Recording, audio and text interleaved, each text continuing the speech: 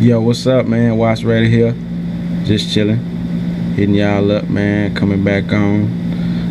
Shout out to Raider Lion, man. He got me pumped up this morning, man. He dropped 2 vids in one day, man. You know, dropping the knowledge, you know. So you've been doing your studying, man, doing your research, man, on everything, and pretty much, you know, trying to keep people, you know, on the positive side, man. I really appreciate that, man, for your skills, being able to, you know, break down certain players and, you know, really just talk about them, you know, as a whole, and really just, you know, break down incoming players like, you know, like the college rookies coming out for the draft next year, you know, looking ahead to that, you know, I mean, because we're going to have some late round picks, and, I mean, really, we just really building, so just appreciate you, man, for always having your insight, you know, on the analytical side, and you great, man. You great, you know. I mean, because you vlogging on a Sunday, man. You got your church clothes on, man, outside,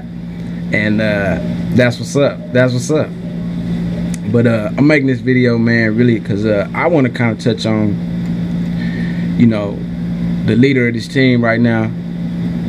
Well, one of the leaders of this team, one of the main leaders of this team on the field. I just want to touch on Derek Carr, man, and I just want to let a lot of the Raider Nation know, you know, from my eyes, my standpoint, you know, where I really stand at on Derek Carr, man. Because, you know, let's just go back to last season. I mean, Carr, man, he really just took big steps, and the offensive line really just rallied around Carr, and they kept him afloat enough to make plays.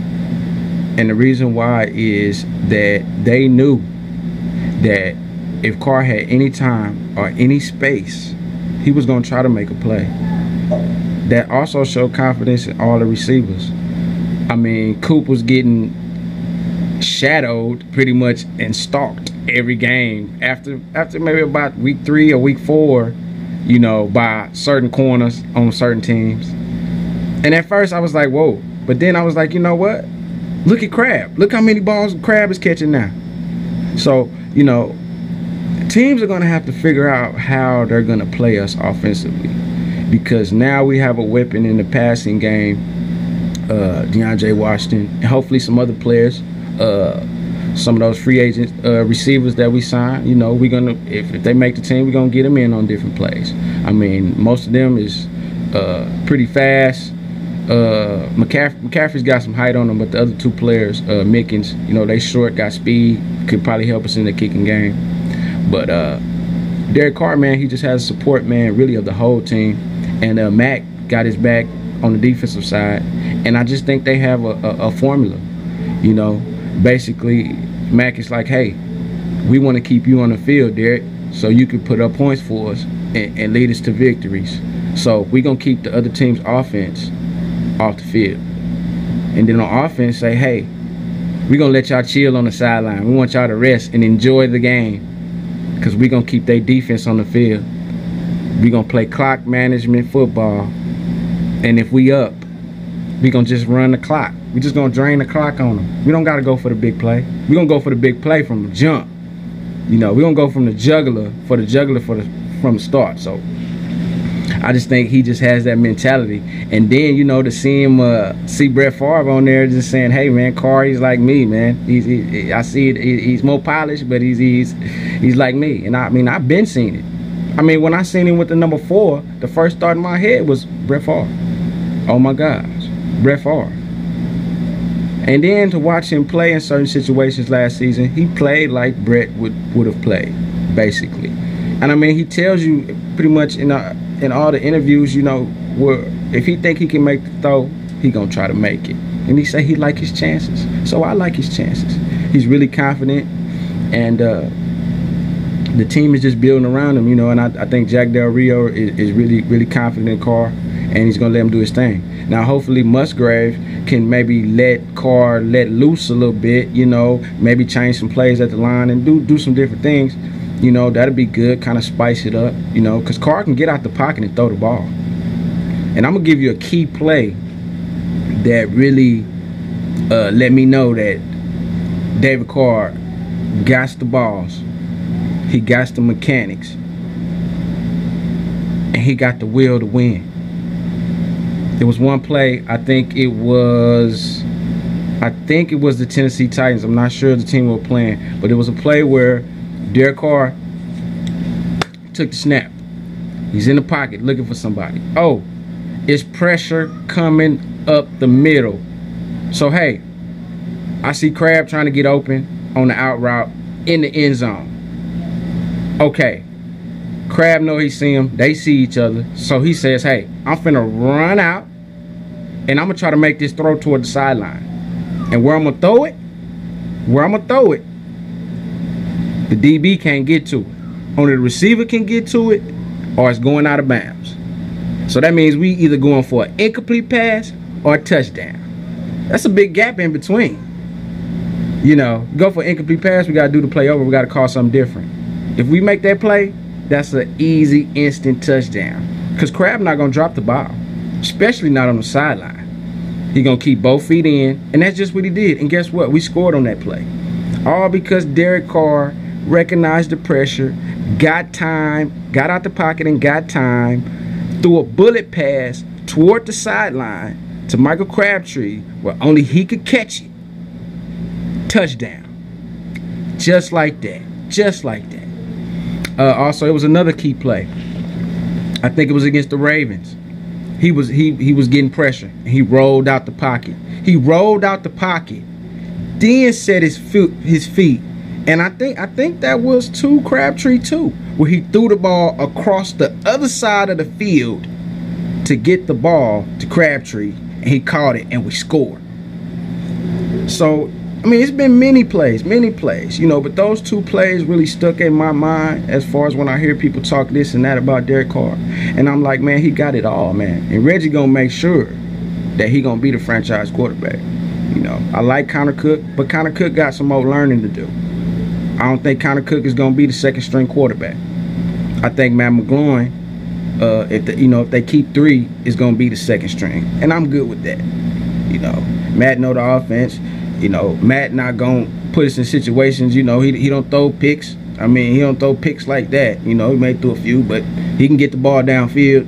He can manage the offense, and like I said, we can get our running game going. We'll be okay.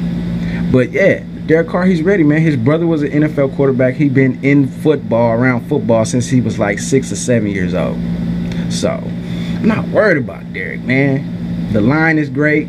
They blocking for him. Donald Penn, the gangster, holding it down. Rodney Hudson holding it down. Got two leaders on that offensive line, showing those young offensive linemen, you know, how to play.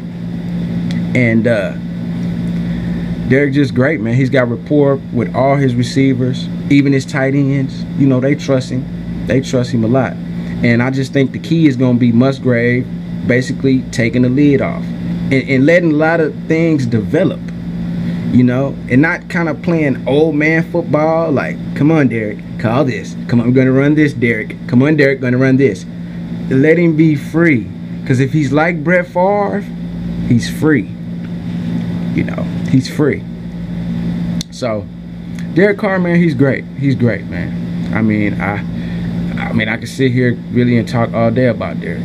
But the only issue I do have with Derek Carr last season is when, let's say, okay, it's a pass play. The pocket is breaking down. I'm sitting there like, Derek, please throw it away. Throw it out of bounds. Throw it away. Throw it away. And he started getting happy feet, and he's trying to make a play, and he throws interceptions. That's the only thing I say Carr needs to work on. Sometimes he just needs to say, hey, I'm finna throw this ball out of bounds, man. We just call the next play. You know, I'm not finna try to make a play and throw an interception if I'm in the pocket for that long and I still can't find nobody open within the field.